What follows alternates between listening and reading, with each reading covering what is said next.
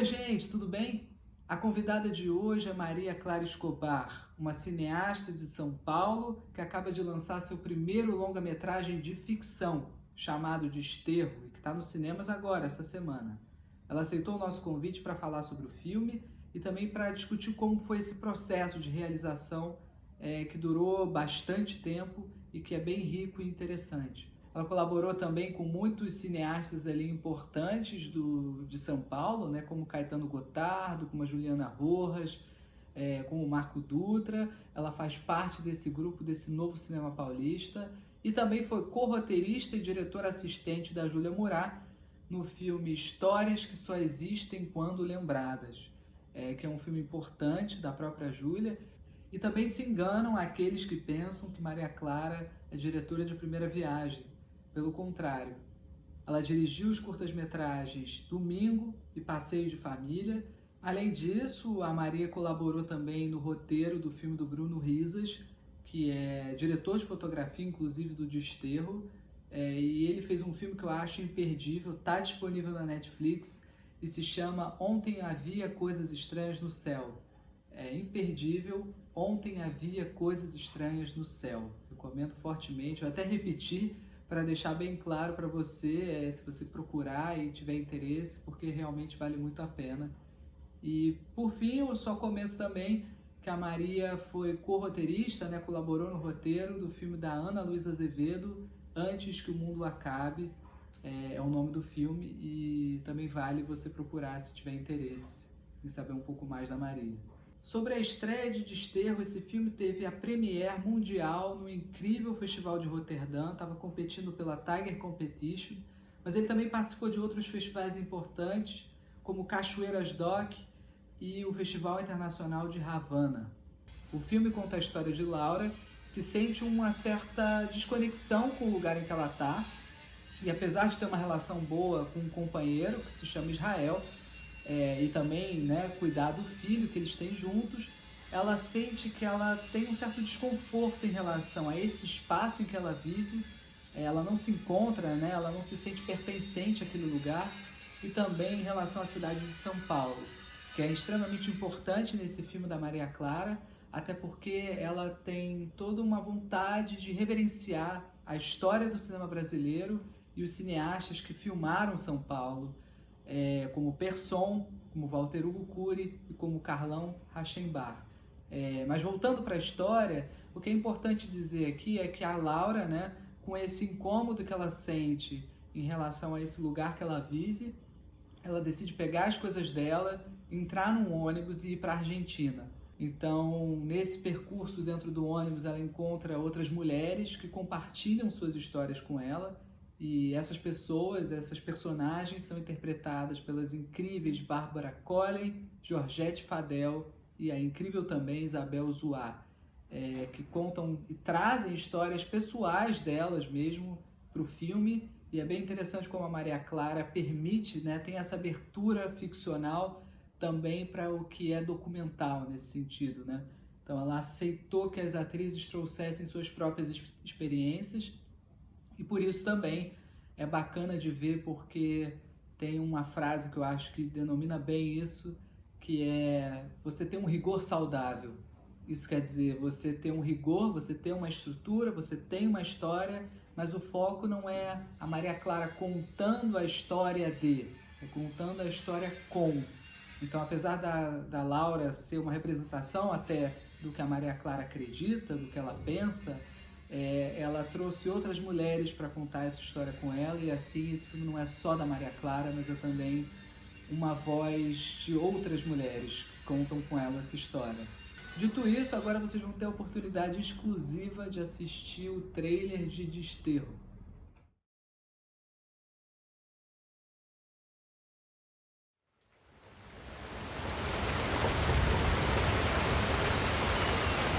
Começou de repente, né?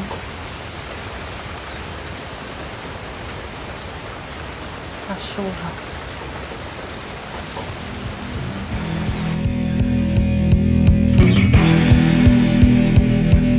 O homem quer subir na vida em busca de fama e prazer.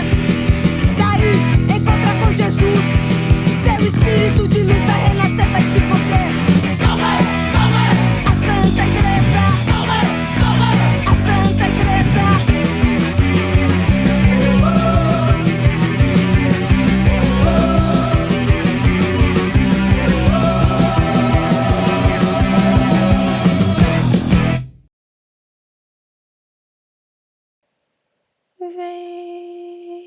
que o sol raiou, os jardins estão florindo, tudo faz pressentimento que hoje é o tempo ansiado de se ter felicidade.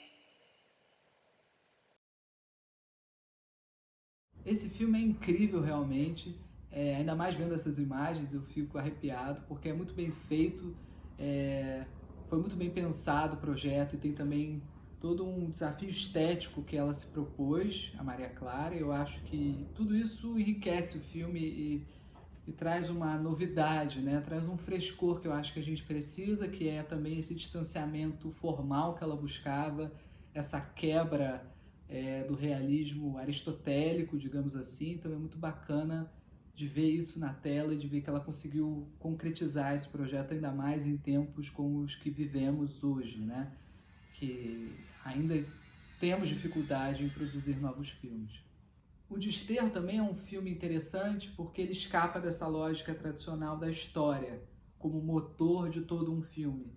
Existe uma narrativa, tem uma preocupação muito forte da Maria Clara em ter uma história bem estruturada, então é possível da gente ver isso, né, esse trabalho que ela teve ao longo dos anos, mas eu penso que esse projeto ele é mais sobre uma sensação. Então ela quer te transportar para um lugar diferente, para um tempo diferente, quer te impregnar com uma sensação de desconforto em relação a esse silêncio de São Paulo, que é inclusive interessante, né? Porque São Paulo costuma ser bem barulhento, assim, se a gente pensa numa grande metrópole como São Paulo, e nesse filme eu acho que o silêncio contamina os espaços, os móveis, os cômodos, estão sempre entre os personagens, eles nunca se encontram de fato.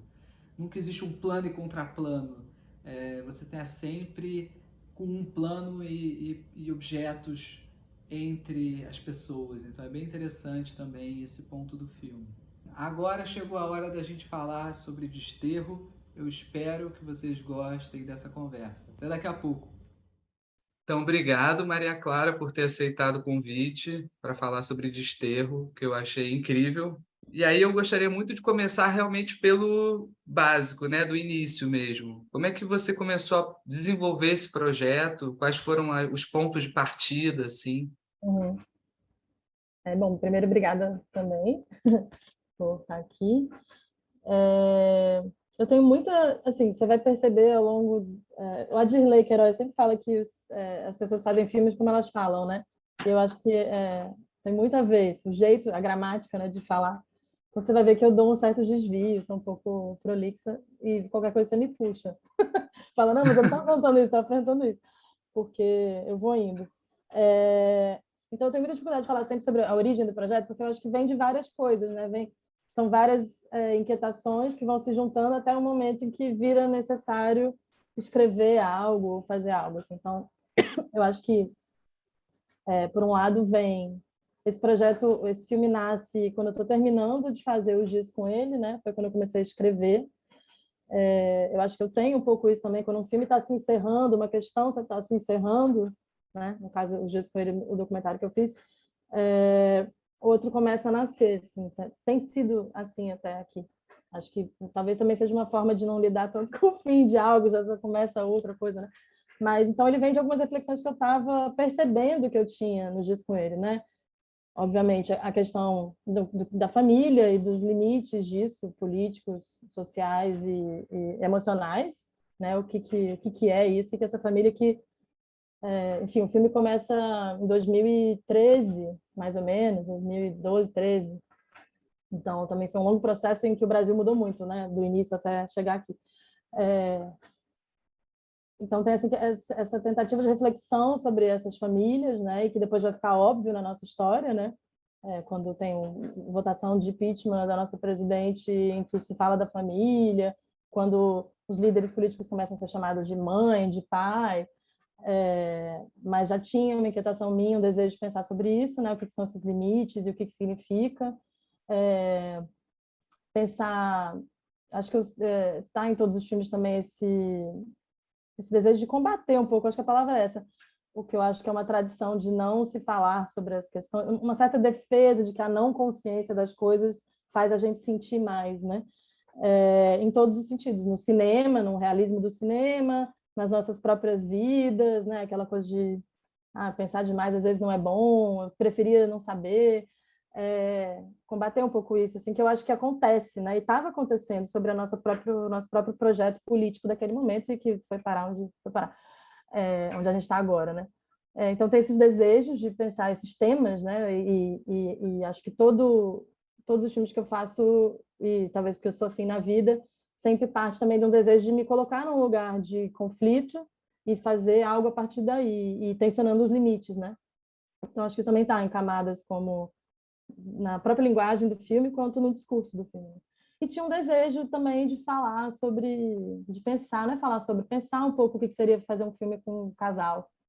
Tinha esse desejo lá em algum lugar, talvez antigo.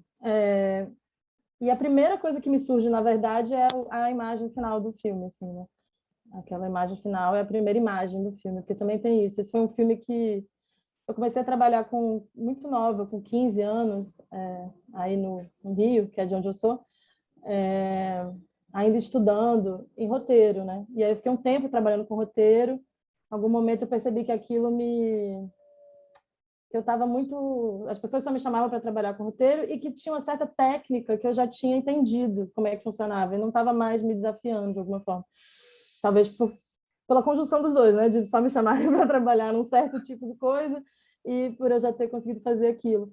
Então, aí eu vim para São Paulo com 17 anos, mais ou menos, porque aqui na época tinha mais gente nova fazendo filmes, jovem, né? Gente jovem e nova também, fazendo filmes.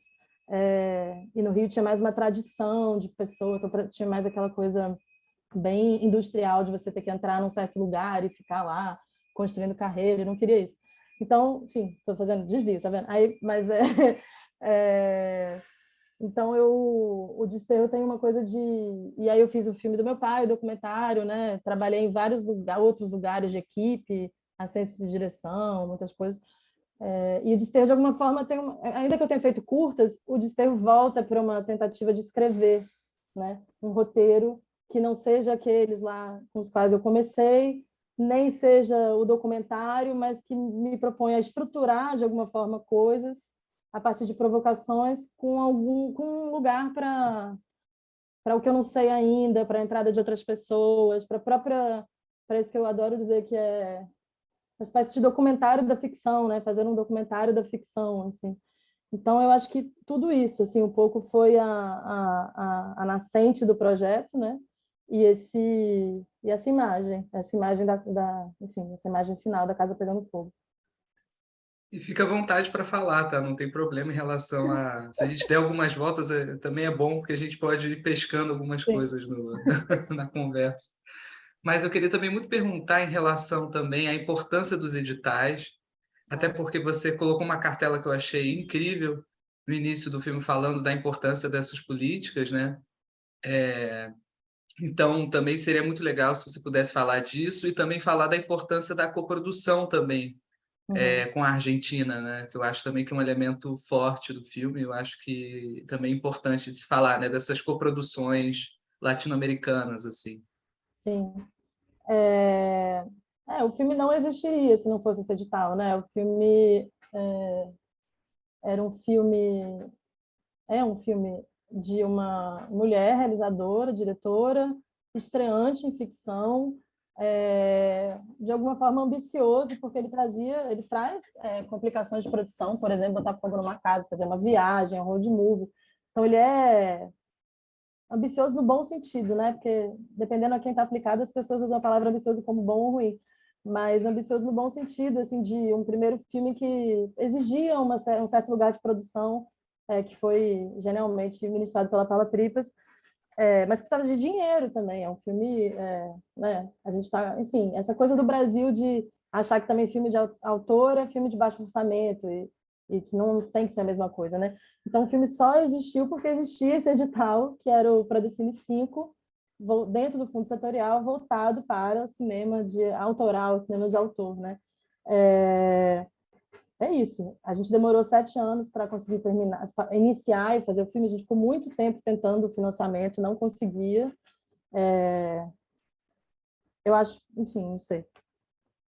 Nos deram uma chance, eu acho que foi uma coisa assim de dar uma chance. Vamos ver o que essa realizadora que fez o Dias com Ele vai fazer. Eu sinto que foi muito por aí. E isso só é possível se tem financiamento para apostas, para tentativas, né? E é um edital que foi extinto, enfim, como o Ministério da Cultura e como os editais vêm sendo extintos, né? A gente está num momento político em que a promessa, né, se Bolsonaro for reeleito para o ano que vem, é praticamente a extinção do cinema brasileiro, porque é não mais ter a contribuição o recolhimento do Condecine, que é o que fomenta, né, a Ancine e os editais e os nossos filmes, todos os filmes, tirando os que já são comprados de início, né? Porque é isso, porque o streaming ele compra antes de você fazer o filme já. Então é isso, assim, o filme também vai ser distribuído por causa de um edital, né, de políticas públicas da SPCine, que faz um edital para distribuição. Então a gente só tem dinheiro para distribuir, na verdade, também por uma questão de políticas públicas, assim, né? Então é isso, o filme não existiria se não for, como você falou, né, em todas as etapas, nem na pré-produção, nem na produção, nem na pós-produção, nem na distribuição, se não fossem editais.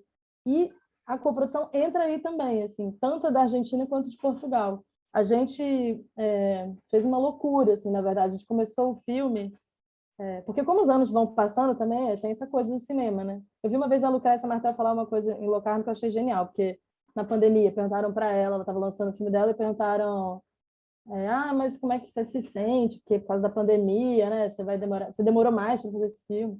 Ela falou, eu sou latino-americana, sempre demora para fazer filme. Isso é uma condição, não é a pandemia que está fazendo ser mais demorado. Então, assim, a gente já sabe que demora para você conseguir fazer no nosso, enfim, na América Latina e no Brasil. Então, não estou reclamando do tempo, entende? O tempo, no fim, foi bom até para a gente. A gente conseguiu se aliar ao tempo. Mas quando a gente ganhou o dinheiro até fazer, e é o que está acontecendo muito agora com essa loucura que é o Brasil nesse momento, né? Que comer virou uma questão de privilégio, né? Já era, mas assim virou muito uma questão de privilégio. Os preços mudam muito, né? Então você ganha um edital, quando você chega a fazer, você escreve no edital, quando chega a fazer, o valor muda muito. Tudo isso para dizer que a gente foi filmar e a gente ainda não tinha o dinheiro completo do filme, a gente não tinha ainda o dinheiro para viajar.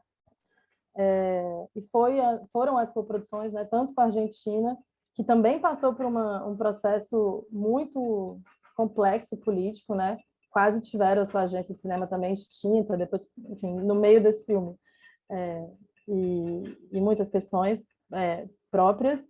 E Portugal, que possibilitaram a gente de chegar a terminar de filmar, porque quando a gente começou a filmar, a gente ainda não tinha respostas editais, a gente foi com fé que ia dar certo, e deu, a gente ganhou no meio e conseguiu terminar o filme, sabe? Mas se não fossem também essas complementações de coprodução, a gente não teria o filme como ele é hoje, né? A gente teria uma parte do filme.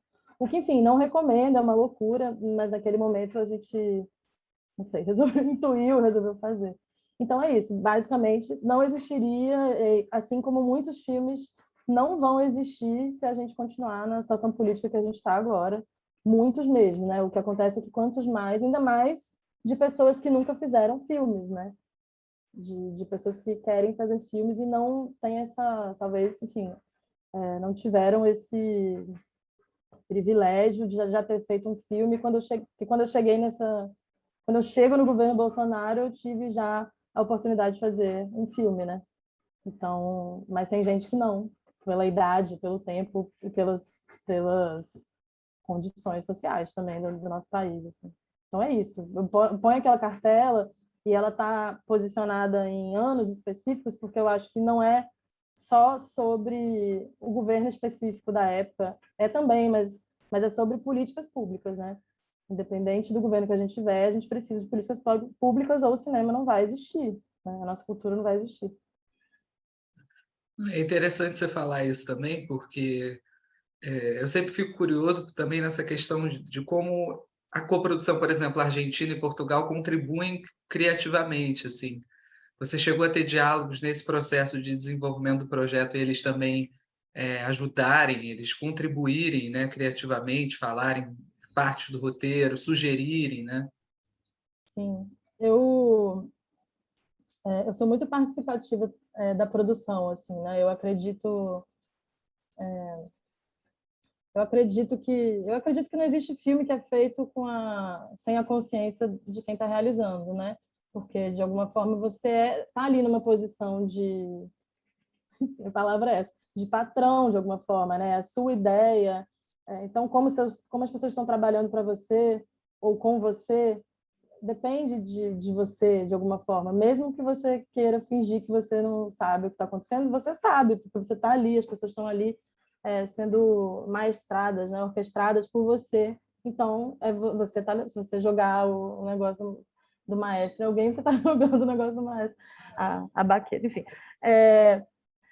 Então, eu sou uma pessoa que me preocupo muito como as coisas estão sendo feitas em produção e estou dentro sempre e acredito que é isso, né? Brasileiro. O método de fazer influencia no que é e no que vai ser a experiência, no que é o filme. Então, eu procuro parceiros e parceiras que queiram participar no sentido de que eu vou participar também. Então, não pode ser uma relação de produção que eu incomode as pessoas, né? Elas têm que gostar desse tipo de troca. Então, de alguma forma, as pessoas que vêm para trabalhar comigo nos meus filmes são assim, né? Eu tenho uma relação com a Paula Pripas, que é a produtora do Brasil de anos, a gente fez uns dias com eles juntos, a gente está fazendo um próximo filme juntos, a gente é amigas, enfim. E isso foi acontecendo com os nossos coprodutores também, assim. A gente montou o filme em Portugal, né? Com a Patrícia Saramago, que é uma montadora que é até relativamente conhecida aqui porque montou alguns filmes do Pedro Costa e tal. E também recentemente um filme do Ari Muritiba, né? Só isso já é assim, né, fundamental para o filme, assim, né? A gente encontrou juntos, eu não conhecia a Patrícia, a gente encontrou juntos, eu e o João Matos, o produtor de Portugal, a Patrícia, né? E durante o processo de montagem, o João estava presente, porque eu estava lá. Durante o processo de som, o som do filme é super importante, né? O mixador do filme é uma pessoa assim que eu sou muito grata a esse produtor argentino de ter conhecido, porque eu acho ele genial. E ele, no fim, quando você já está exausta do filme, né? É o fim do processo, aquela mixagem, ele ainda conseguiu trazer vida para o filme, assim, debates, a questão como é que a gente vai colocar essa música das mercenárias. É uma questão... Isso tudo são decisões não só estéticas, mas de discurso, né? A gente vai usar a questão é botar essa música como ela foi feita ou é uma releitura disso? É a gente relendo e trazendo para agora ou é uma questão, olha que vamos demarcar, como você falou, historicamente, isso aqui que aconteceu, essa única banda punk rock de mulheres de São Paulo. Vamos demarcar, então a gente vai... Então é isso, assim, essas pessoas que foram sendo trazidas são muito importantes e elas são fruto de troca, né? Assim, e é isso, né? A mixagem estava lá, o produtor argentino, o João Matos viu 200 mil versões de corte, né? Eu nunca tive desacompanhada, assim, né? E a Paula sempre, claro, como produtora original, o tempo todo vendo. Então, eu acho que é fundamental, quer dizer, foi fundamental, e tem a ver com o tipo de pessoa que trabalha comigo, tem a ver com o tipo de pessoa, enfim, que eu procuro trabalhar com e que eu sou também, né? Então, só tenho coisas boas a dizer, na verdade, nesse sentido, porque realmente aconteceu um trabalho conjunto, assim, né? E dessas outras pessoas que essas pessoas trouxeram, que eu não chegaria ao Leandro Louredo sozinha, eu tenho certeza, que é o mixador, eu não chegaria a Patrícia Saramago sozinha também. Não é tão óbvio que a Patrícia, que montou o quarto de Wanda, seria uma boa montadora para o Desterro, né? Então, isso, assim. Não, e é bacana também isso Eles são frutos de políticas públicas dos países deles também, né? E das nossas relações, enfim, dessa conquista que a gente tinha de editais e relações específicas construídas com os países, né? Aqui no Brasil, que também, enfim, está indo embora. Não, e isso que você fala é legal também por conta do... Porque é um filme realmente complexo esteticamente, né?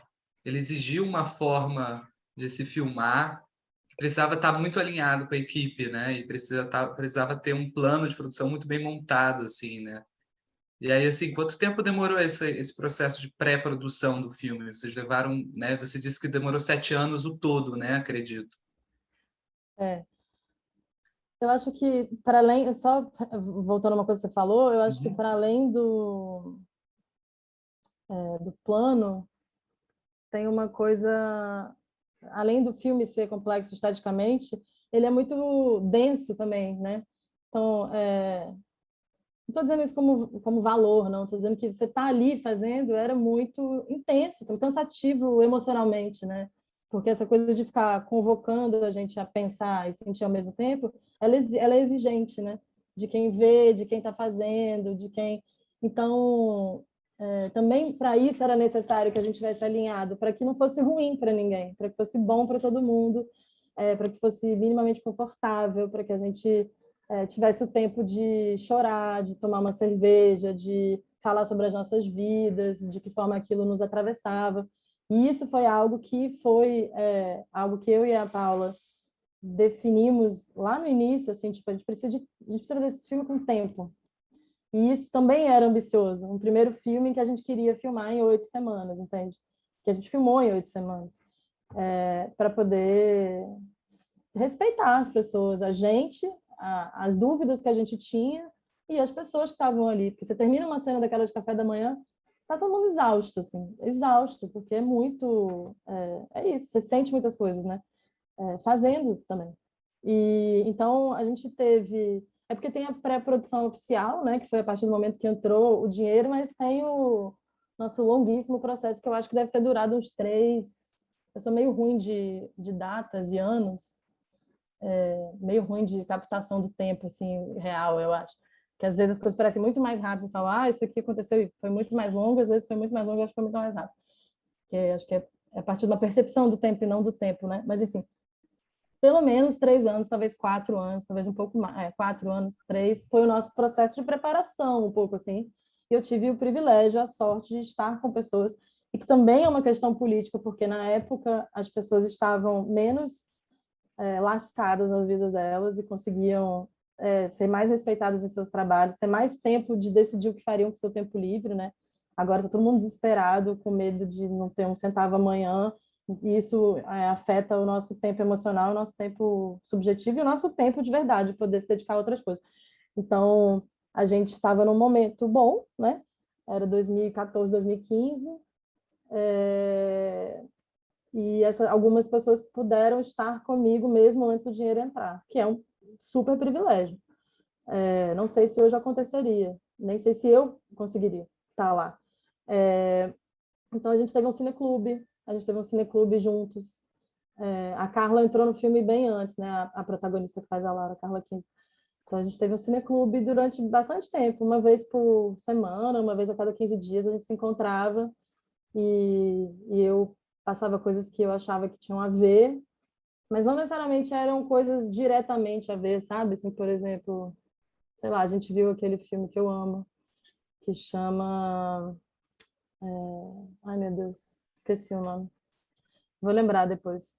Mas aquele filme de guerra do Klimov. Caraca. Olha a memória, tá vendo? A memória... Mas, enfim, a gente viu diversos filmes. Em algum momento as pessoas começaram a propor filmes também. E a gente debatia os filmes, ia pensando. A gente foi formando uma gramática, né? Eu tinha muito esse desejo. Vamos formar uma gramática para que durante o filme, tendo tempo, a gente possa falar nessa mesma gramática, né? Então, a gente teve esse cineclube. Antes do cineclube, quando eu tinha já uma primeira versão de roteiro, a gente fez graças ao prêmio, tudo tá isso, né? Tudo tá linkado com... A gente ganhou, eu e a Paula, a gente ganhou um prêmio pelos dias com ele em Tiradentes, na Mostra de Tiradentes, que eu lembro, era R$ 30.000 da Mostra Aurora. E a gente, quando ganhou, falou, por quê? Estávamos ok nas nossas vidas, não desesperadas como agora, por tudo. A gente falou, vamos investir esse dinheiro todo no filme novo. Ninguém pega um centavo, a gente investe em pesquisar, em inventar o novo filme, que já estava existindo assim, em algum lugar na gente, né? Então, esse dinheiro foi foi usado, e parecia fazer sentido, né? O Festival de Cinema está dando dinheiro para a gente, vamos fazer outros filmes. Então, a gente fez uma pesquisa, que era basicamente pegar esses cafés da manhã que já existiam, e aí, na época, a Flora Dias também ia fotografar junto com o Bruno Risas. Depois ela fez a parte da decupagem com a gente e acabou não fazendo filme, mas faz um papel, né? Atriz do filme também. E a gente ia, eu e Caetano Gotardo, que é colaborador do roteiro, a gente foi para uma casa, ficou lá um tempo, e todo dia a gente acordava e improvisava em cima daquele texto, eu sendo Laura e Caetano sendo Israel. E eles filmavam. Então a gente foi tentando descobrir como filmar isso e o que era a sensação disso, os diálogos, né? Experimentamos um pouco isso, sabe? Aí depois teve esse cineclube, as coisas foram se firmando, assim. Foi isso. E o processo do roteiro foi acontecendo. Eu fui em algum momento para uma residência artística que chama MacDowell Colony. Fiquei lá, no meio de uma floresta, assim, então, fiquei lá chorando, escrevendo e dormindo e bebendo. E foi quando o roteiro mais ou menos terminou, ficou mais fundamentado, assim, né, com todas essas trocas. Então foi isso. Aí quando a gente ganhou o edital, a gente realmente começou a ser uma força de produção. Entraram mais pessoas, entrou a diretora de arte, né? A gente começou a pensar em como fazer aquilo tudo que a gente tinha. De alguma forma a gente foi abrindo, né? Abrindo referências, criando uma forma da gente se comunicar, e aí a gente tinha que trazer outras pessoas para dentro. Eu acho que foi isso, uns 3, 4 anos. E aí filmamos isso, 8 semanas, que é raro, né? Conseguir. Raro porque imagino que não porque as pessoas não querem, mas porque é difícil conseguir os recursos. Talvez exija que você fique muito tempo esperando mesmo, como a gente ficou, né? Mas a gente acreditava muito nisso, assim, e eu acho que é verdadeiro, assim, quando eu ouço a equipe falar sobre o que foi a experiência, assim, os atores, era verdadeiro, sabe? Tinha uma coisa de...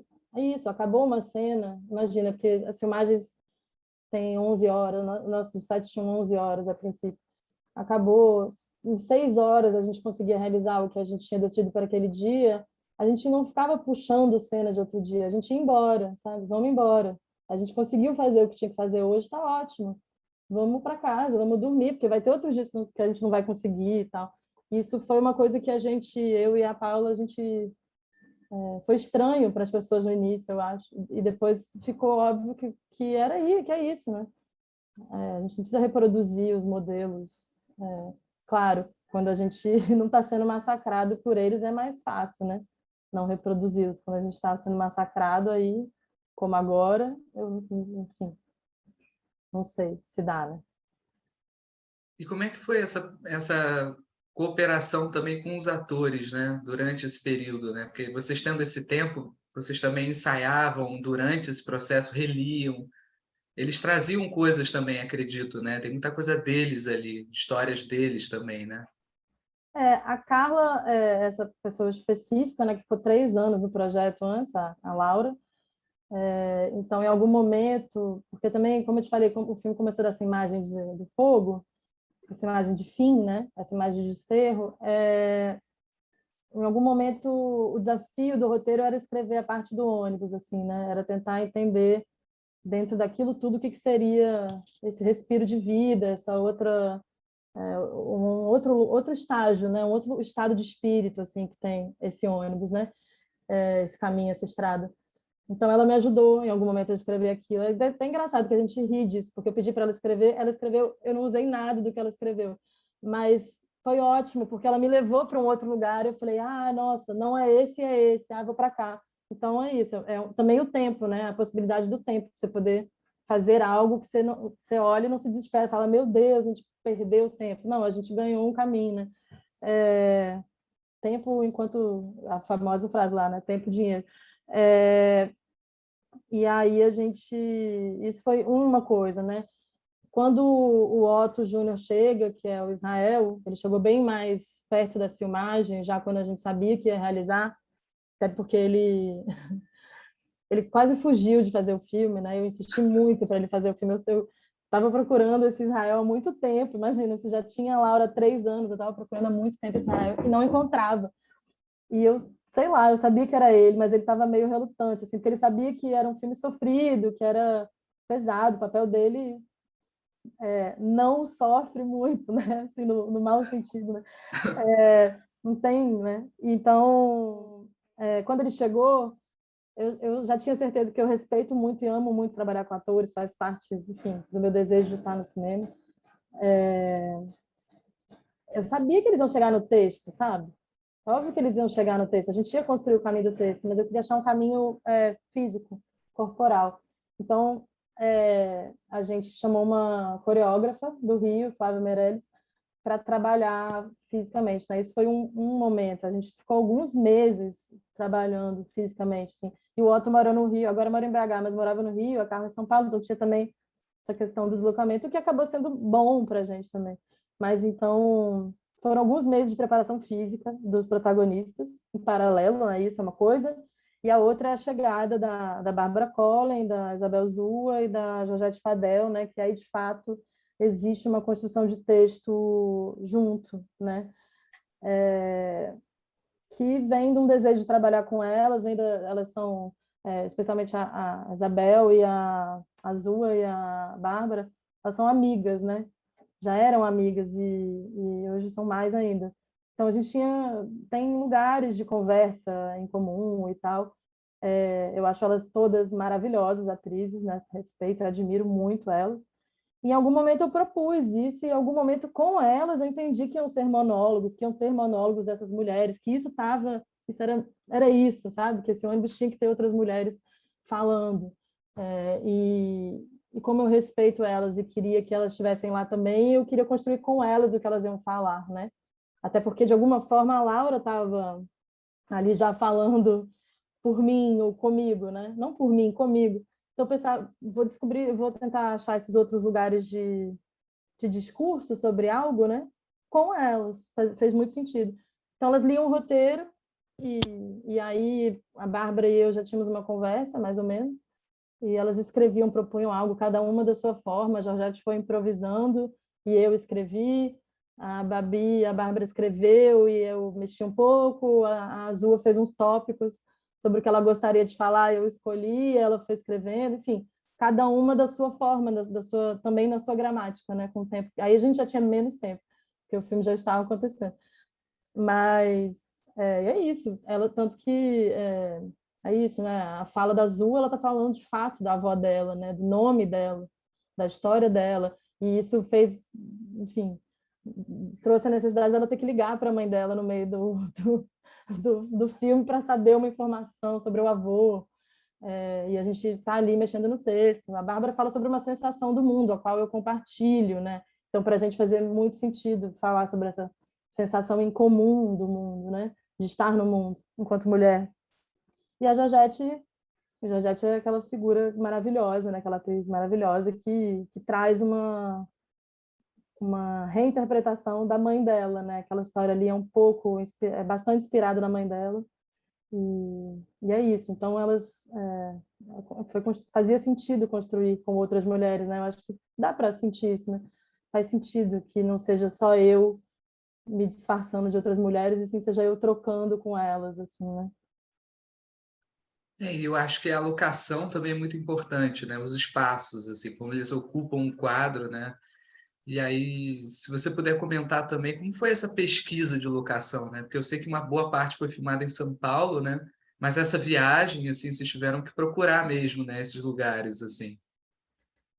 Tem uma coisa assim no filme para mim, duas coisas engraçadas, que eu sinto que o cinema de São Paulo, e especialmente um cinema que fala da classe média, que fala de um certo contexto social, racial enfim, filma muito pouco a cidade, sabe? Filma muito pouco a cidade, filma muito os seus lugares interiores, as suas casas, como se não fizesse parte da cidade, né? Isso era uma coisa que eu queria muito, assim, filmar São Paulo.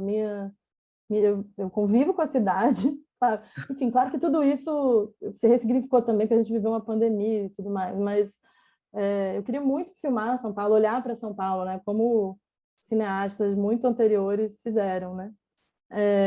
Sei lá, Persson, o Raulino, né?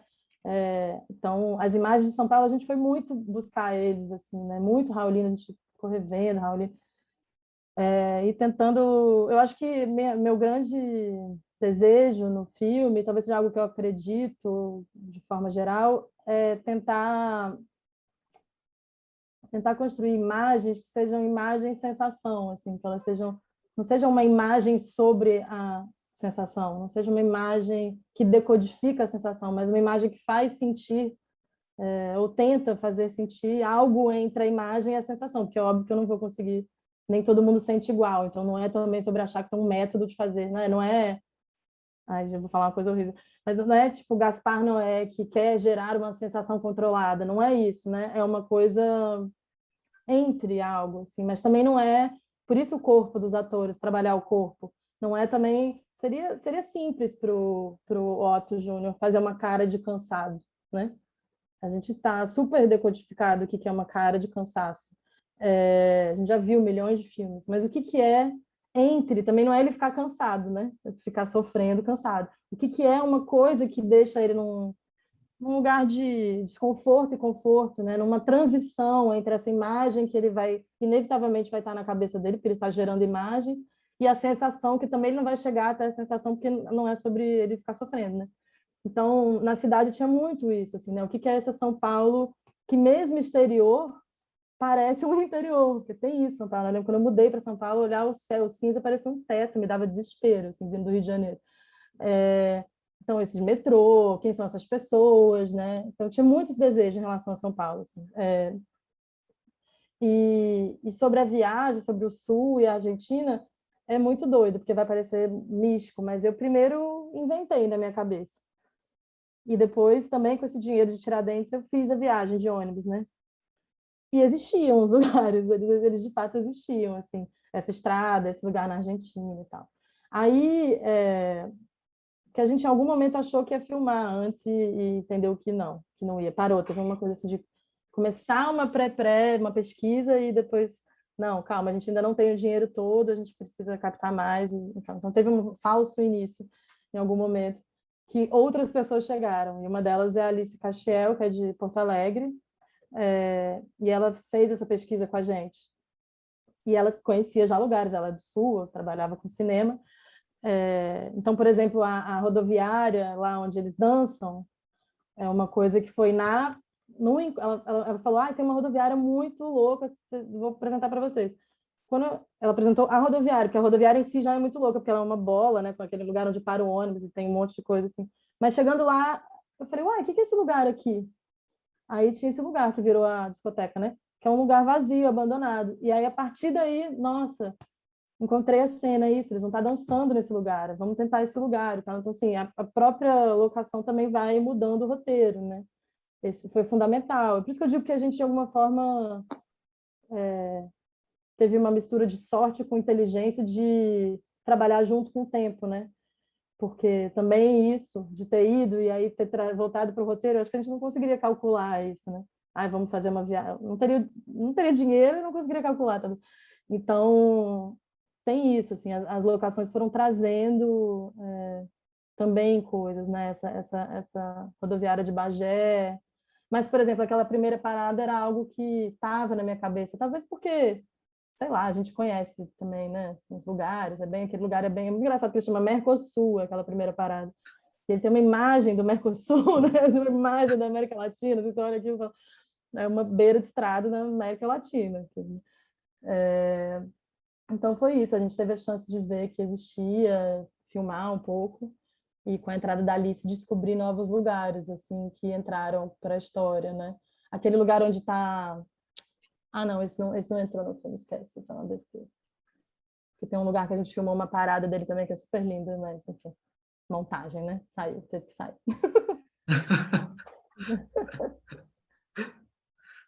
E essa questão, por exemplo, de vocês filmaram, por exemplo, antes a viagem, depois vocês voltaram para São Paulo, vocês decidiram fazer tudo de São Paulo para depois partir para a viagem, né? Foi. Fazia sentido, né? Porque a equipe ia reduzir. Também o mais complexo que a gente tinha para fazer era mais complexa no sentido assim, o que a gente não sabia, o desconhecido ainda era essa parte da estrada e essa cena final, né? Que é, enfim, meio épica de filmar também, assim, né? Meio doido, assim. E foi a última cena que a gente foi. E aí, curiosamente, que é uma sorte também para o filme, né? Um privilégio, na verdade. A gente filmou, a primeira cena que a gente filmou é a primeira cena do filme, e a última que a gente filmou é a última. Aí no meio, claro, se mistura, porque tem os lugares, mas a gente começou com a primeira cena e a última. Isso foi muito simbólico, assim, né? Porque também terminar, imagina. 8 semanas é ótimo, mas estava todo mundo assim, a gente não aguentava, a gente se amava. E grandes amigos meus fazem aquele filme, mas também tem uma hora que você não aguenta mais ver seus amigos todo dia, tanto 8 semanas direto, né? Porque em geral a gente tem um intervalo entre encontrar as pessoas. Então também estava cansada, a gente estava exausto e mobilizado, exausto de estar mobilizado emocionalmente, viajar num ônibus que é apertado com um monte de gente, né? Assim, ficar filmando dentro do ônibus, mas então quando tem aquela cena assim, tem uma foto que eu adoro da Carla, que é ela completamente caracterizada de morta, assim, dando uma gargalhada, tipo, aliviada, feliz, assim, acabou o negócio, mas com aquele look de morta, assim. Então, foi isso, foi natural para a produção, né? Não foi uma imposição da direção, não foi uma imposição minha, eu quero começar e terminar assim, mas era, por sorte, fazia sentido, assim, né? Reduzir a equipe depois, chegar lá e fazer essa cena final arriscando um pouco, porque também a gente só tinha chance de um take, né? Não tem dinheiro. Um já era muita loucura, dois seria impossível. Então, vamos arriscar no final e ver o que acontece, né? Porque vocês tiveram que construir aquela estrutura toda, né? Sim. Um gênio, um velhinho gênio lá, porque não é isso, não é Buenos Aires, né? É interior da Argentina, Montes Caseiros. É, essa região bem de fronteira, assim, bem louca, né? Também muito, enfim, é isso. Estamos fazendo um filme de fronteiras, de limites, e a gente estava lá, né? Esse cara, um gênio, assim, construiu aquela casinha igual a gente imaginava, né? Bom, a Juliana Lobo também, que é diretora de arte, que é incrível, né? O apartamento deles, a casa deles, é muito impressionante. Assim, eu lembro o próprio coprodutor, o João Matos, estava aqui e a casa estava sendo pintada, feita e a cozinha construída, né? A gente decidiu, tipo, existia aquele espaço e a gente construiu a cozinha naquele espaço. Para ter relação também de janelas, se queria. Enfim, eu fui criando também uma relação afetiva com essa casa. Essa casa também teve essa sorte, privilégio, porque era de alguém que era conhecido, não conhecido, uma casa que ninguém usava, justamente, o elefante branco lá, de alguma outra família. E por isso a gente teve também, eu tive a chance de ir várias vezes, né? Ir lá, não estava ocupada a casa, então eu ia, voltava, eles deixavam eu visitar. Então também fui criando uma relação com aquela casa. Assim. A gente chegou a procurar outras depois, quando realmente começou a produção, mas acabou sendo essa questão da construção. Então, quando o João chegou lá, eu lembro, assim, estava perto de filmar, ele não acreditou, assim, falou, nossa, como é que ela conseguiu, assim, realmente, tipo, as coisas que eu tinha imaginado lendo, assim, ela fez. Eu falei, genial, né? Todo mundo chegava na casa, porque a gente estava tanto tempo também nesse processo de imaginar, eu acho que, enfim, a Juliana chegou muito certeira que a casa estava lá, assim, personalizada, aquela coisa, assim. Né? E ela, recentemente, eu vi ela falando sobre o filme, e ela fala disso, das referências, como as referências que a gente viu não eram diretas, mas alguma coisa ela pegava de cada uma e ia construindo justamente uma gramática na cabeça dela, assim. Eu acho que até nessa casinha ela foi muito feliz, assim, porque lembra muito, né, aquela casinha que a gente desenha na infância, lembra muito, remete a gente a uma imagem, né, remete a uma construção de uma imagem do que é a casa, né. Então essa cozinha, ela foi totalmente mobiliada por ela mesmo, né? Ela foi montada assim, a coloração também da parede. Tudo, aquelas Bacana. janelas que tem cores, né, tem umas cores, os vitrais, a ideia do vitral, tudo isso é construído. Era um E, espaço vazio, assim, era tipo uma continuação daquela sala, um espaço vazio. Assim. e todos também os outros ambientes internos também vocês mobiliaram ou parte deles também já era mobiliado, vocês aproveitaram alguma. Não, a casa dos pais dela já era meio assim. Claro, tem alguma interferência, mas eu acho até que, se eu não me engano, era da família da diretora de arte. Achei essa coisa engraçada sobre... Isso é uma curiosidade engraçada, eu acho. Que eu tive essa conversa muito com o figurinista. Porque eu tinha uma coisa sobre essa família que... Eu tinha muito uma imagem dessa família, né? Que eu acho que é um pouco referente, né? A mim, de alguma forma. Ou uma imagem que eu criei de algum lugar. E aí o figurinista falava, não, mas essa imagem que você tem é de uma família de classe média do Rio, não é de São Paulo. Eu falava, não, é de São Paulo sim também. Tal. E a gente achou o apartamento, quando a gente achou o apartamento, eu falei, não tô ficando doido. Porque esse apartamento, né, que tinha esses móveis. Então, assim, aquela mesa que tá lá, eu acho que é de lá, que o pai tá sentado, né? A gente só reformulou um pouco as coisas, assim, mas existia, assim, esse apartamento, por exemplo. Estou pensando o que mais que a gente tem de interiores. O Poupa Tempo já existe, né? Que é esse lugar muito louco. Realmente, esse sim, eu acho que é retrato de São Paulo, total, né? Poupa Tempo, um lugar que chama Poupa Tempo, que é um grande parque de diversões burocrático, né? Onde você pode resolver a sua vida toda em um único dia, tá? Uma coisa muito doida, né? Com esse nome que parece aquelas coisas de Mega Sena, né? Telecena, Poupa Tempo. Então, esses assim já existiam. Estou pensando que tem mais, mas acho que é isso, né? A casa deles, a farmácia estava lá, porque tem muita rua, né? Tem muita rua, né? Também. É porque, por exemplo, já tem aquelas as cenas de externa são muito interessantes, até em relação ao som mesmo, que nem você falou, né. Eu ficava me perguntando, como é que vocês gravavam o som em ambientes como o do metrô, por exemplo, né. Tem aquela cena da Grace, que ela tá sentada, né, e Uhum, tem barulho de tudo que é lado, né. Como é que foi filmar isso, assim? Vocês uhum. tiveram esse vagão para vocês, né? Tinha um Essa era figurante? essa questão do metrô, porque como eu te disse, eu sou uma pessoa completamente ligada nas negociações, né, e da produção e tal. Mas o metrô era uma coisa assim que para mim era inegociável. O metrô tinha que existir, assim.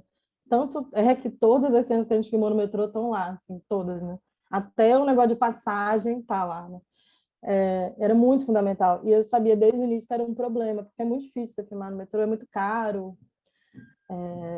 Tentaram me dissuadir várias vezes, mas então a gente para você filmar algo assim de ficção você precisa pagar e fechar um vagão. Então a gente teve que filmar tudo aquilo em 4 horas, todas as cenas do metrô em 4 horas, Nossa.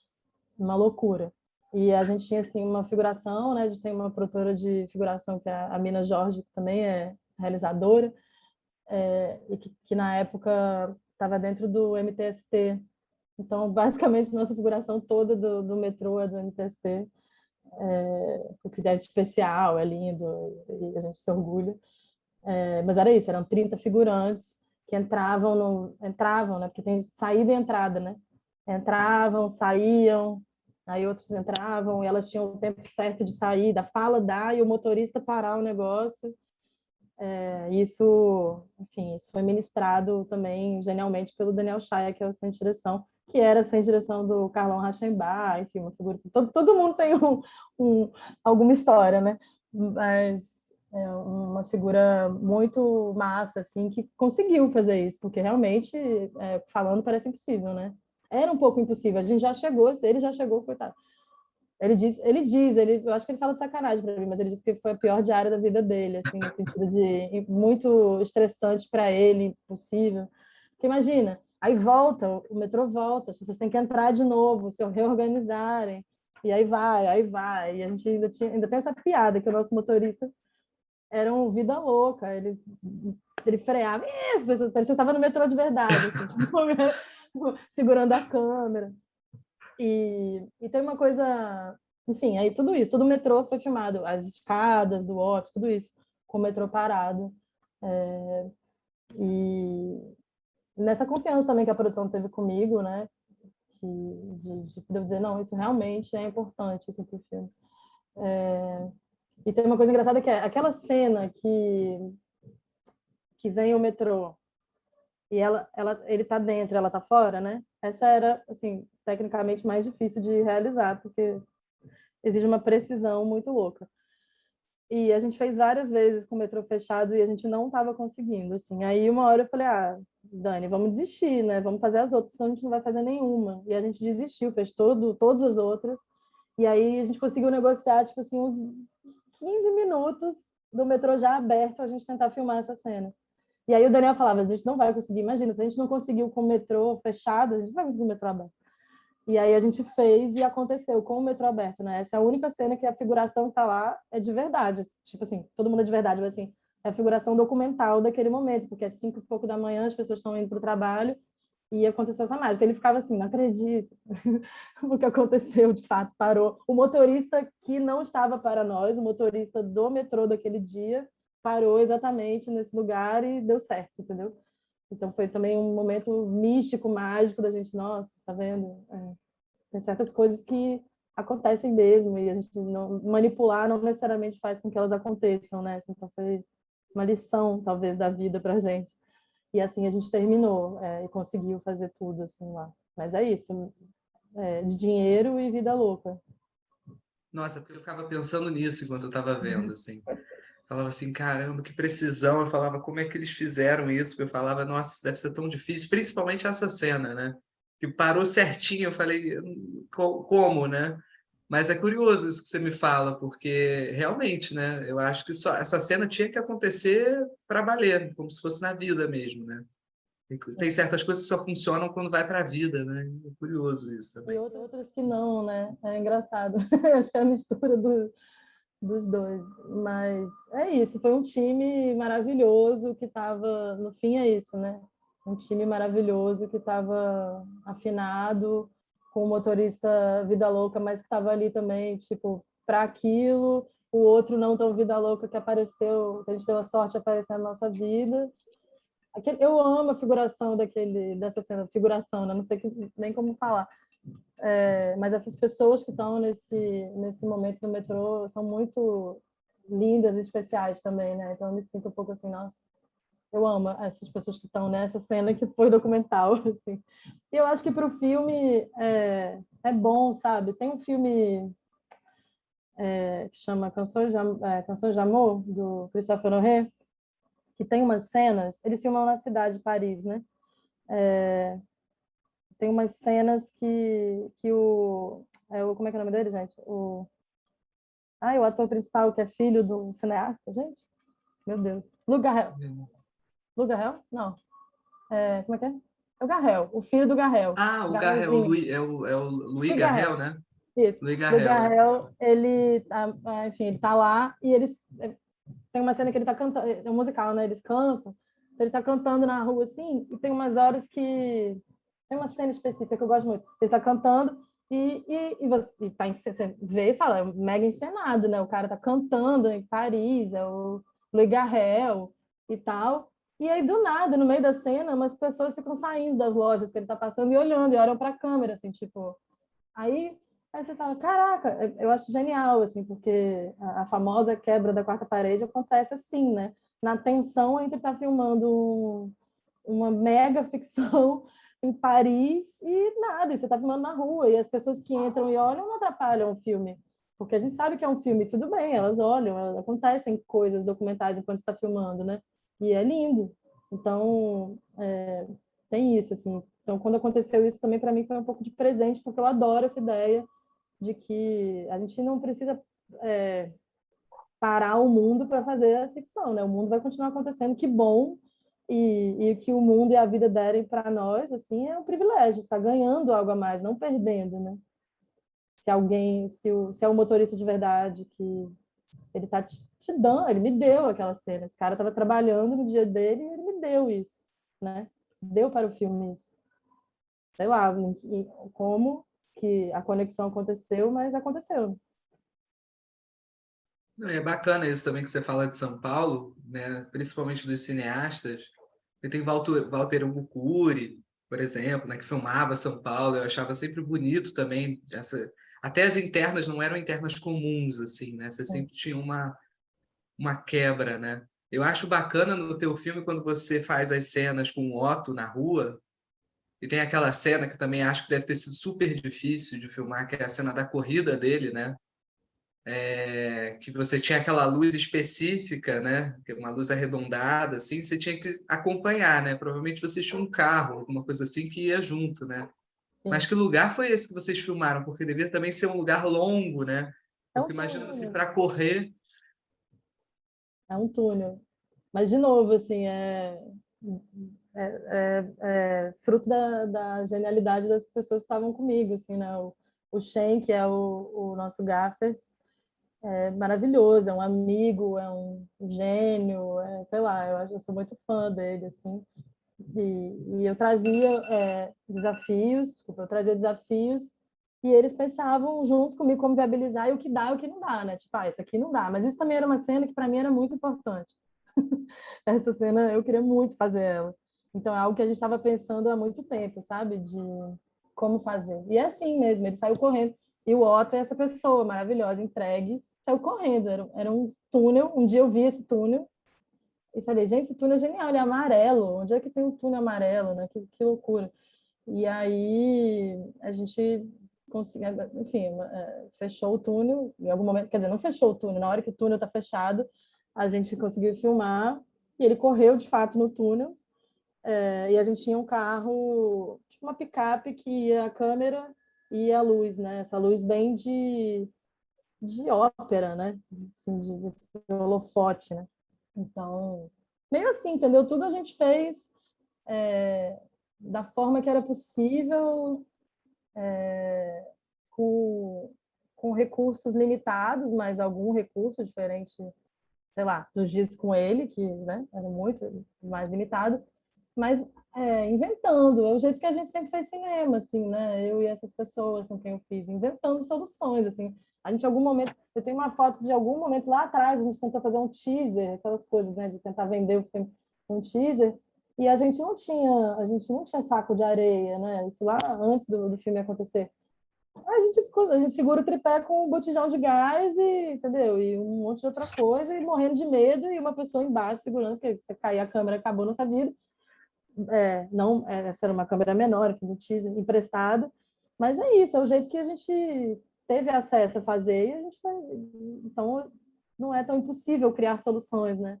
A primeira cena, que é uma cena assim, né? Tem uma grua.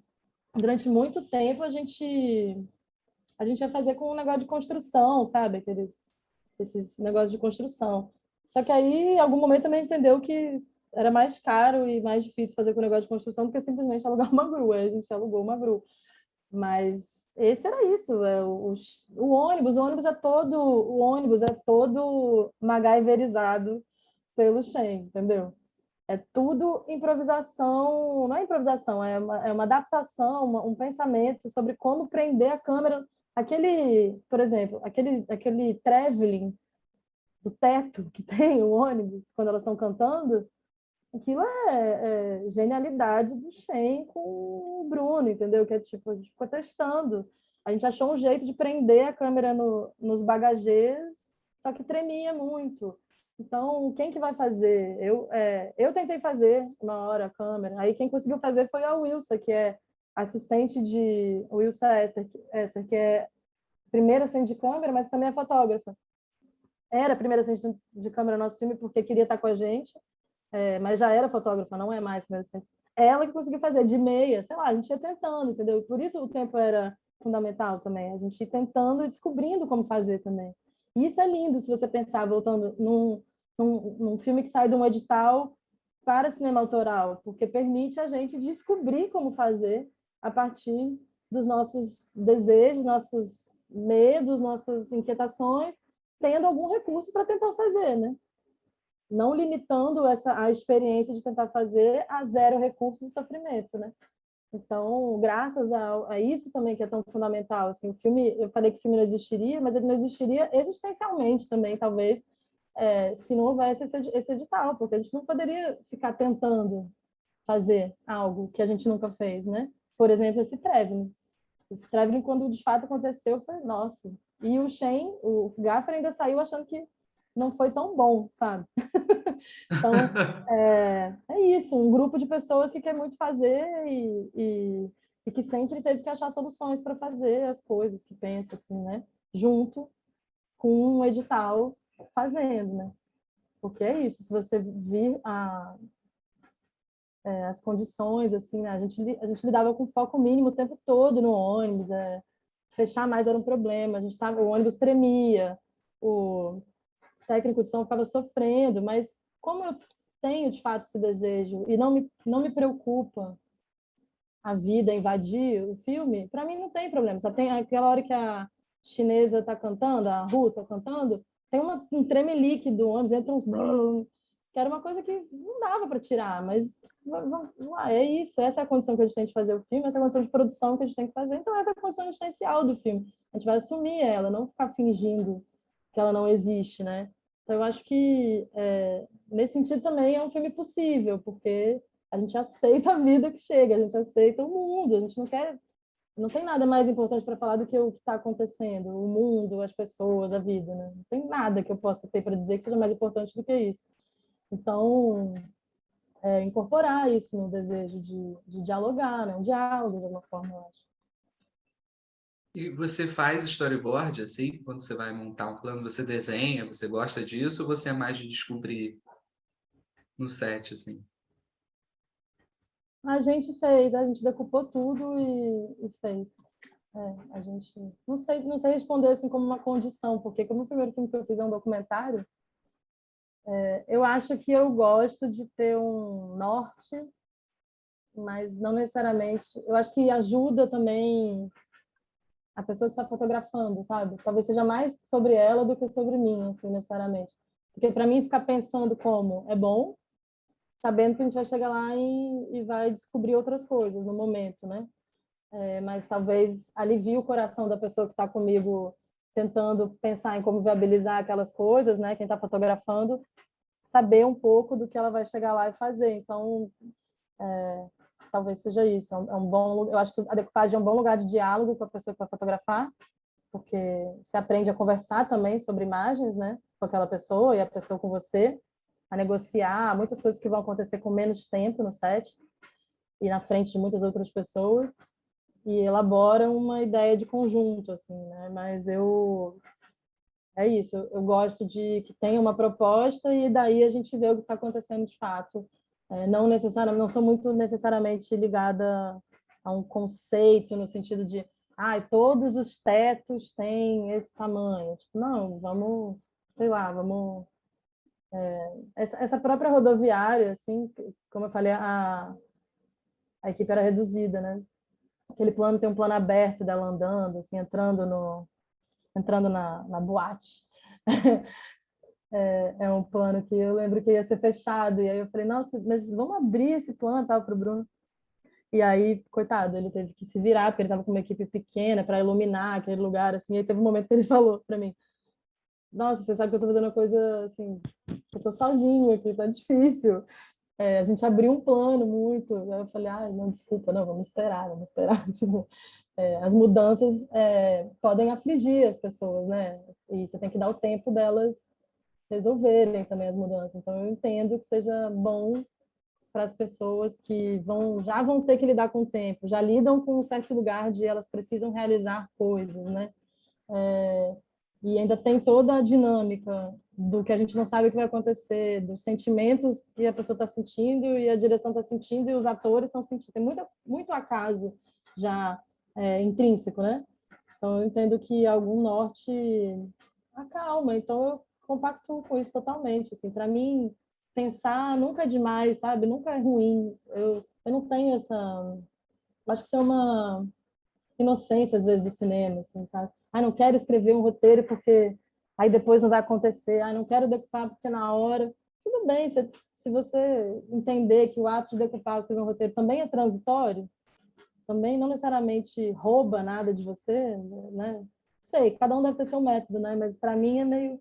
Eu não tenho problemas em mudar de ideia. Então, a gente pode ter tido aquela ideia e a gente muda de ideia, mas ter a ideia não faz mal, faz que a gente tenha pensado sobre algo e já chega com alguma coisa pensada, né? Então, mas não sei te dizer assim quanto método, né? Porque talvez eu não tenha experiência suficiente para saber um método melhor. Ah, mas isso é legal também, né? Essa descoberta com o fotógrafo que eu acho interessante, assim, como é que foi iluminar isso, né? Porque tem aquela cena também, tem alguns momentos, né? Seja o momento em que ele vai pegar o RG dele, né? O personagem do Israel, que você tem uma iluminação verde, né? De um lado, e você tem a iluminação mais clássica, assim, digamos, do outro, né? Você tem uma combinação, assim. Mas é bacana também aquelas cenas deles deitado, né? Primeiro é dela, ela deitada, e depois ele deitado, que é um neon, assim, né? Sim. Esse tipo de detalhe, assim, que eu acho super interessante, assim, de como vocês iluminaram isso, né? Como é que tipo de escolha foi necessária até para fazer isso acontecer, né? Esse tipo de iluminação colorida, assim. Eu acho que tem uma. É isso, de novo, assim, tem uma coisa da gramática pré-estabelecida, que era essa de. Eu queria muito que sempre a gente lembrasse a pessoa que está assistindo um filme de que aquilo era um filme e que a gente não estava enganando ela de que aquilo era uma realidade, assim.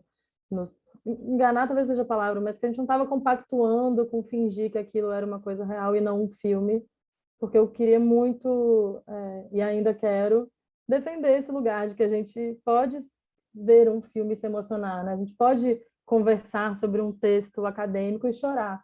A gente, enfim, a gente pode juntar ou atravessar esses espaços do pensar, da consciência e da emoção, né? E não ficar colocando eles em lugares opostos, como bastante tradicional. Não é que todo mundo faça, obviamente, não sou a primeira pessoa que está falando isso, mas bastante convencional, né? Especialmente quando você vai para a sala de aula, assim, né? Pensar o que tá sendo dito em sala de aula de cinema. Então a gente já tinha isso, assim, a piração já era permitida, assim, entendeu? E aí e aí é isso, assim, quando você fala esse negócio do verde, você viu que eu ri, né? É porque estava aberto, a gente sabia que estava aberto a isso, então às vezes a gente se divertia mesmo, assim, tipo, nossa, se a gente jogar um verde aqui nesse... Ou então fazia uma imagem e falava, eu acho que está muito realista essa imagem, porque o espaço do Poupa Tempo já é realista, te leva para uma coisa burocrática, ele está vivendo uma coisa super da ordem do real, né? Ter que ver um documento e tal, a gente já está num registro assim que a gente precisa descolar isso. Então, o que a gente pode fazer? Ele, eu posso fazer isso aqui. Aí, olha, botou uma luz verde. Aí a gente deu risada, assim, nossa, é meio bom isso, é meio engraçado, é meio bom, e meio uma própria ironia com o filme, assim, mas que cria um clima, né? Então, a gente experimentou também esse lugar deles dormindo, tinha outro sentimento, né? Era um estado de espírito de tensão, então aí vai para uma outra cor, mas a gente foi testando às vezes, assim, né? Tinha de novo tempo, assim, e uma gramática em comum, assim, e um desejo de estar ali, de se divertir, de descobrir coisas, assim, né? Por mais que o filme seja denso, o processo não foi mega denso. Foi denso antes, quando a gente estava fundamentando, quando a gente viu, lembrei o nome do filme, Vai e Veja, quando a gente viu coisas muito densas, falou sobre as nossas densidades, enfim, as cenas já são densas, então a gente procurou um jeito de ficar feliz ali fazendo aquilo também, né? Assim, mesmo sabendo que era denso. Então, tem coisas, esses dois exemplos, acho que é isso, vem de uma coisa já fundamentada, de que é permitido descolar da realidade, talvez acho que acontece também, né, uma proximidade de estética entre as pessoas que estão trabalhando, de gostar de coisas minimamente parecidas, e tentar, e testar, e se divertir, assim, achar massa, botar uma luz verde naquele lugar onde... Eu acho que tem uma coisa, assim, no filme, acho não, tenho certeza, é uma coisa que eu acreditei muito nesse filme, que é toda vez que você for fazer algo, parece meio idiota, mas dá certo. Pensa que você faria ao contrário, porque fazer isso a gente usou muito na montagem. Às vezes a Patrícia montava uma cena e falava: e se a gente montar ao contrário? Tipo assim, conceitualmente ao contrário, se a gente fizer tudo ao contrário do que a gente está fazendo. Aí a Patrícia dava muita risada, porque é divertido, porque te desafia, né?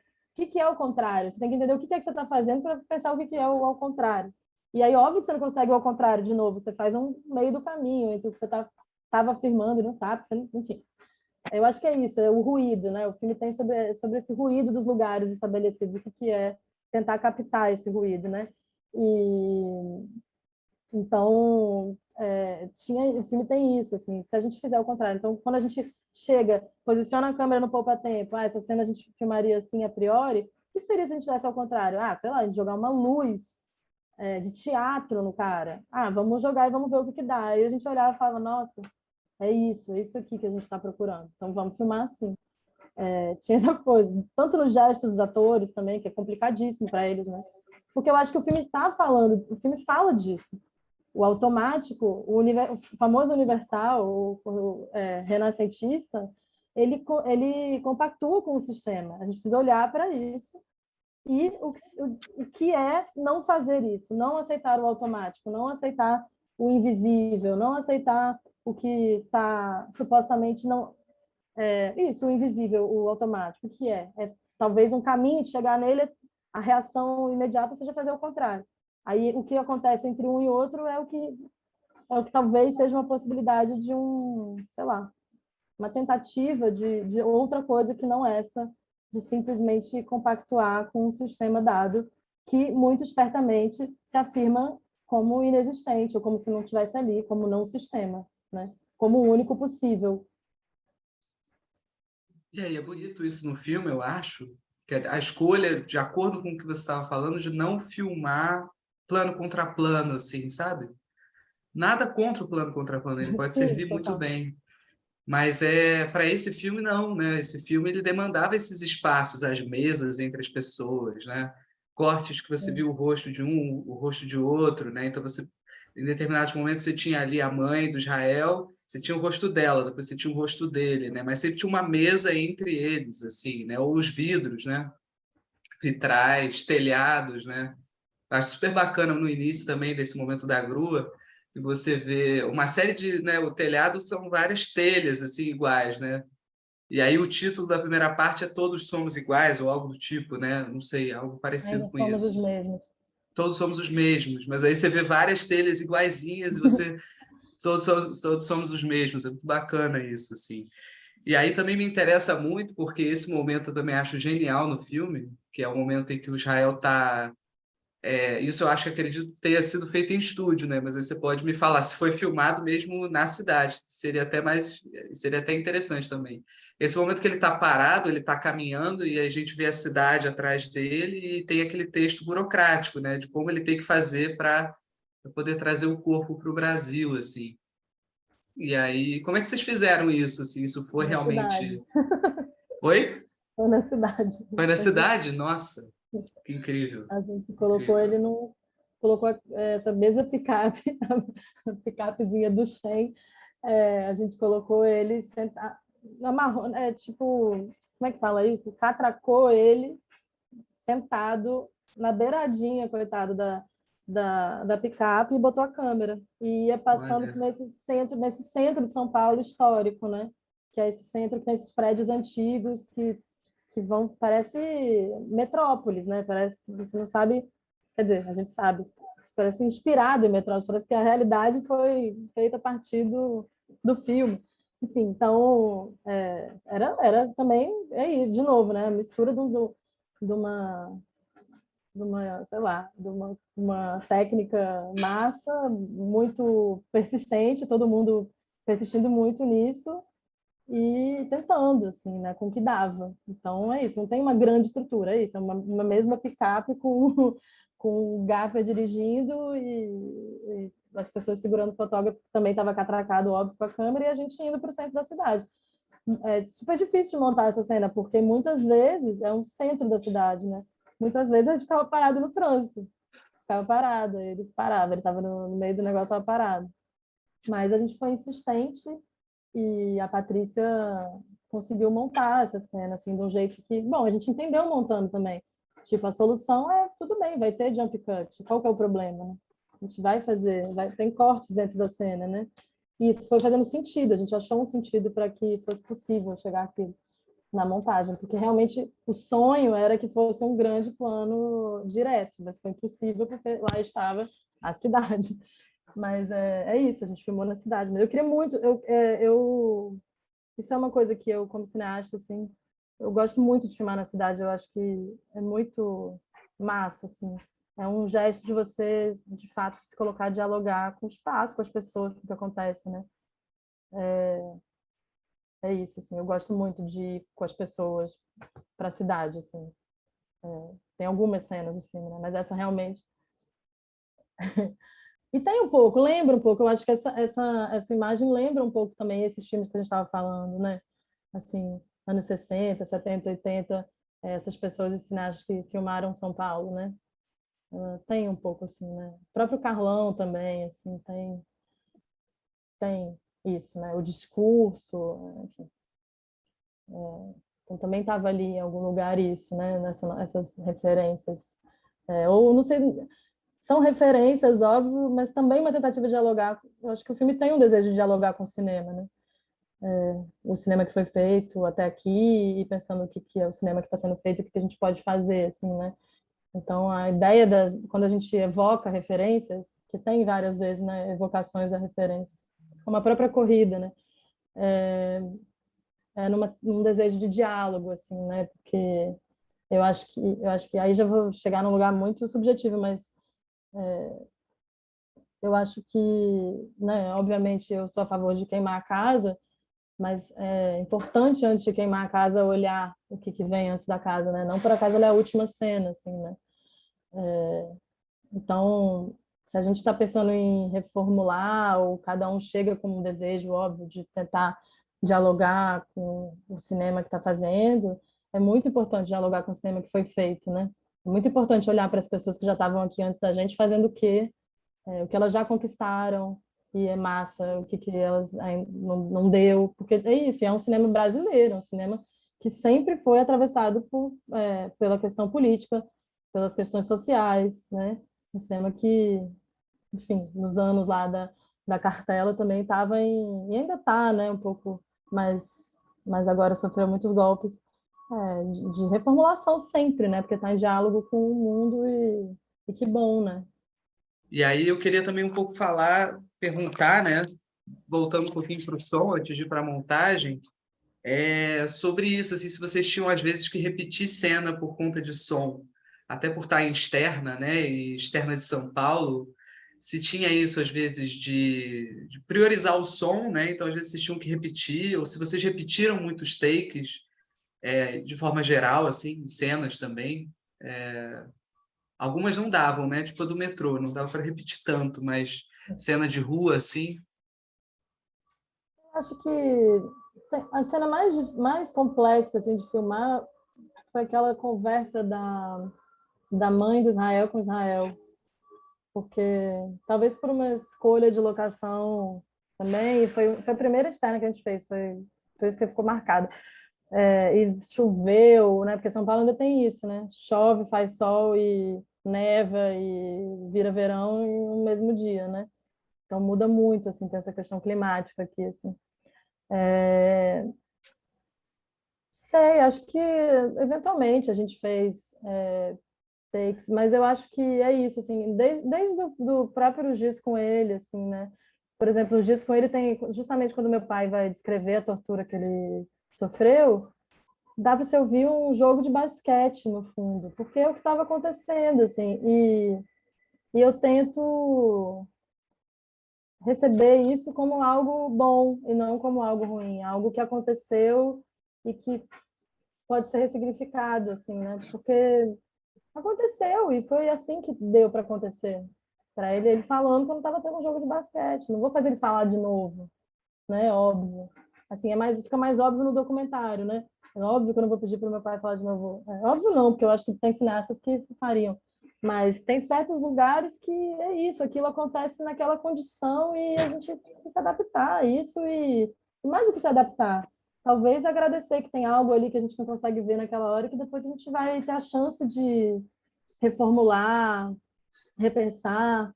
Então, assim, o Giz Coelho, por exemplo, é um filme que a gente entendeu, foi entendendo no processo, né, com quem fez o som do Giz Coelho, que a gente tinha que investir em aumentar aqueles barulhos. Aquilo era algo que estava ali, na condição do filme.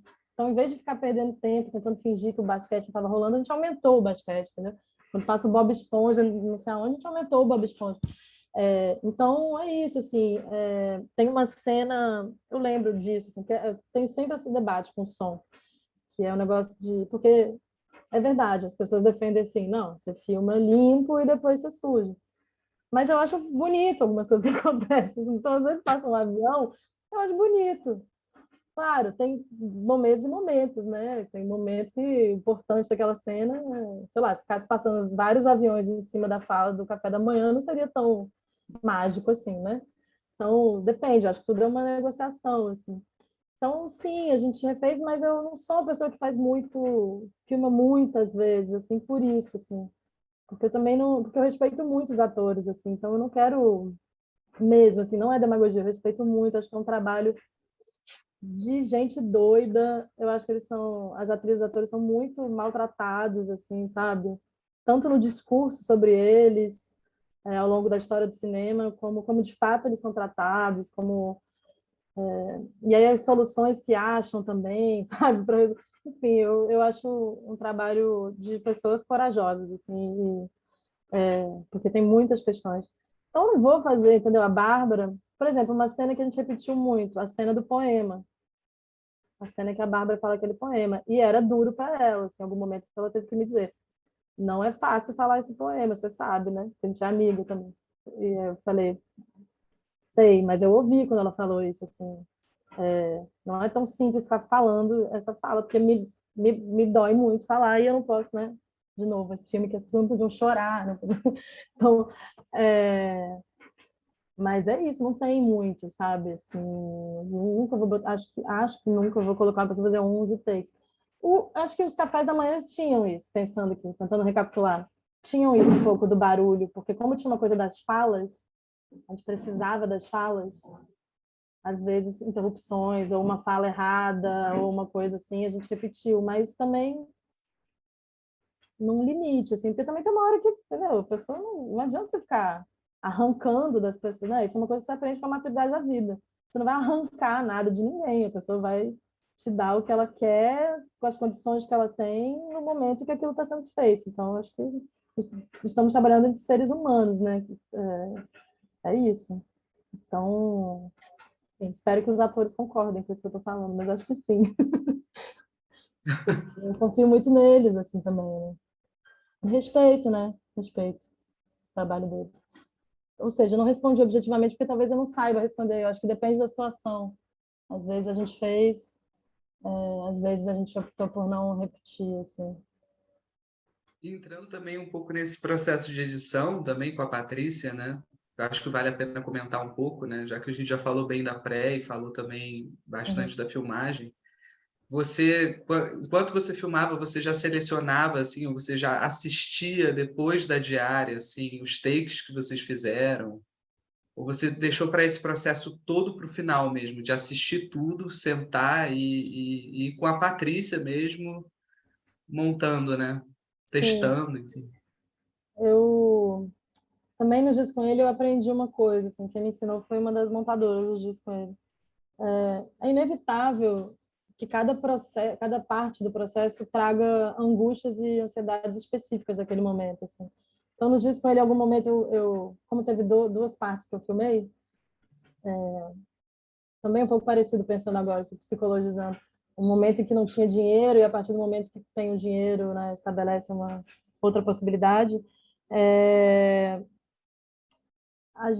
Eu tentei ver e pensar em montagem enquanto estava filmando. E isso me levou para um lugar de ansiedade. Óbvio que enquanto você filma, você pensa na montagem, né? Mas assim, já entrar no processo de montagem enquanto eu estava.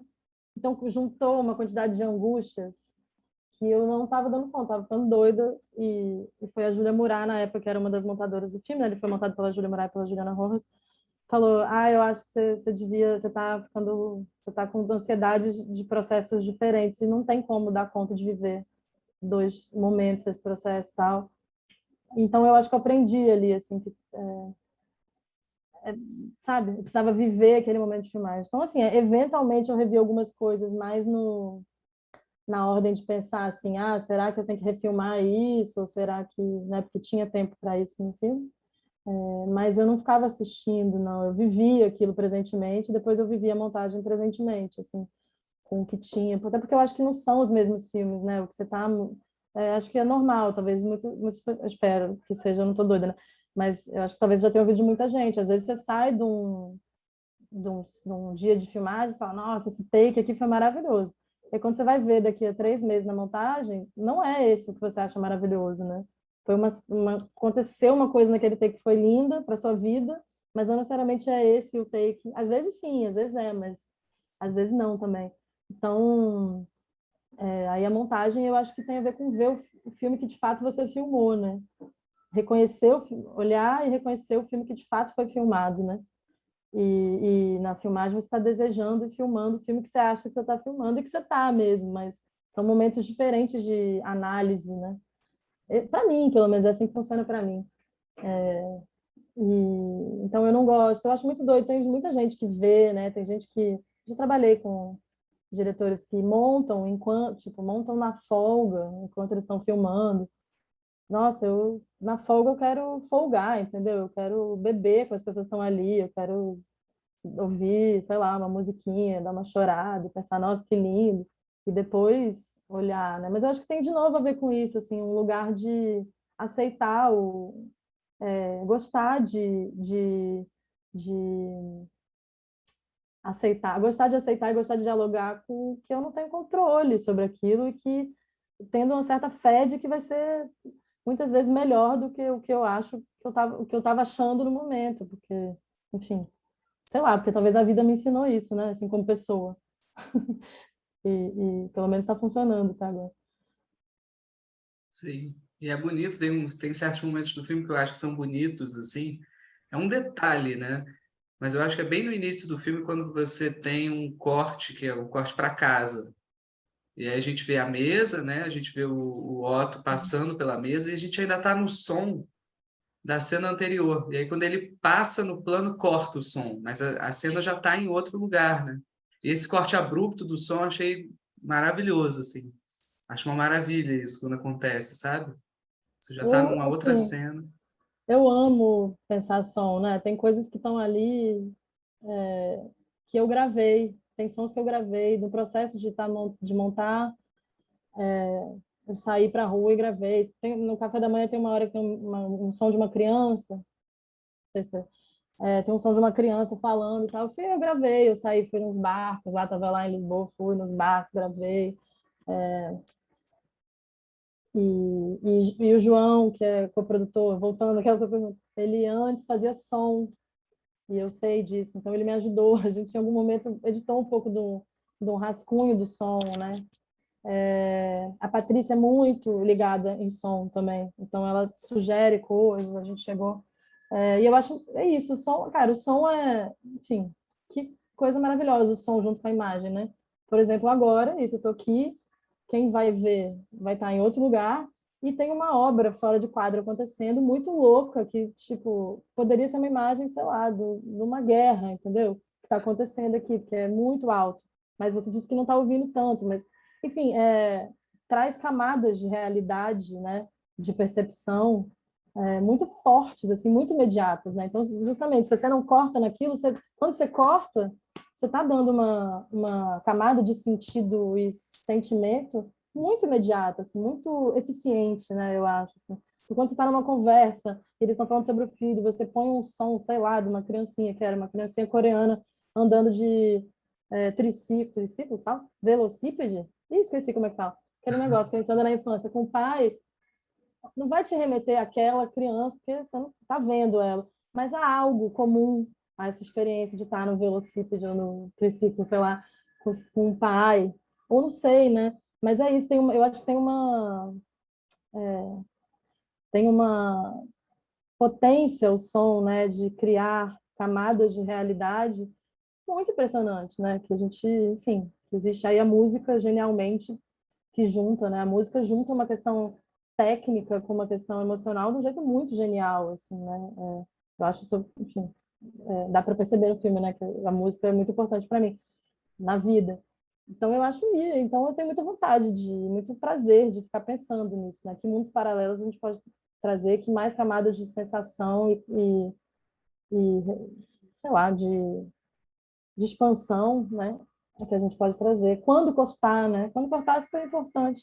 Quando ter silêncio, né? Silêncio é um tabu no cinema, porque ninguém gosta de botar silêncio, porque fica falando que você vai ouvir o ar-condicionado da sala. Tudo bem, você ouve o ar-condicionado da sala, mas você entende que a afirmação daquele filme é colocar um silêncio naquele momento. E se tem o ar-condicionado da sala, está dizendo também sobre tudo, sobre aquela experiência de ver aquele filme. Né? Tudo bem, o ar-condicionado. Não é, né? John Cage já fez, já provou que não existe silêncio. É um pouco isso. Vai lá, eu vou levar essa expressão para minha vida. Rigor saudável. Tem a ver com isso. Rigor saudável. Sim, sim. Não, muito bom isso tudo. Obrigado demais, viu, Maria? Obrigado. Eu tenho só a agradecer, assim, pela sua disponibilidade, generosidade, pelas ideias, pelo filme, eu acho que foi o momento ideal do filme, né? Engraçado como essas coisas acontecem também, né? Está há anos fazendo e é uma coisa que continua nossa, né? Tão presente no nosso país, assim, né? Eu acho que Sim. essa falta, esse desterro, né? É o momento certo da gente tentar redescobrir essa terra, né? Redescobrir esse Uhum. espaço, né? E aí eu Sim. acho que isso é fundamental, assim. Então, obrigado por isso também. Obrigada a você. Espero que a gente se veja ao vivo. Agora eu fico sempre desejando isso, que a gente se veja ao vivo. Chegamos ao fim desse episódio. Muito obrigado a você que assistiu a gente até aqui. Se você gostou, curte, compartilha, se inscreve no canal. E também a gente está no Instagram, então vale muito a pena você acompanhar a gente por lá, @filmefalado. E também pode seguir meu perfil pessoal, @pedro.nmartinho. Sempre erro, mas dessa vez deu certo. Lá a gente coloca sempre informações importantes sobre os próximos episódios, mas também sobre os convidados. Tem várias curiosidades, imagens, às vezes inclusive trailers, cenas exclusivas que ainda não foram lançadas. Então vale muito a pena você seguir a gente lá. Agradeço também a incrível Isabela Morricone, que fez a abertura e o encerramento do programa, mas também Fábio Gatti, que fez a identidade visual, a logo, imprimiu as cores que a gente tem hoje na nossa identidade, e principalmente a Roberta Braz, que edita os episódios do programa, e que sem ela, né, não teria episódio hoje aqui para vocês, mas ela também ajuda muito na produção e muito em todo o design que vocês veem nas redes sociais. Então, meu muito obrigado, especial a Roberta Braz, porque sem ela nada disso seria possível. Então é isso, gente. Chegou a hora da despedida. Triste, mas é só até semana que vem, porque na sexta a gente está de volta. Então valeu, gente. Até sexta que vem.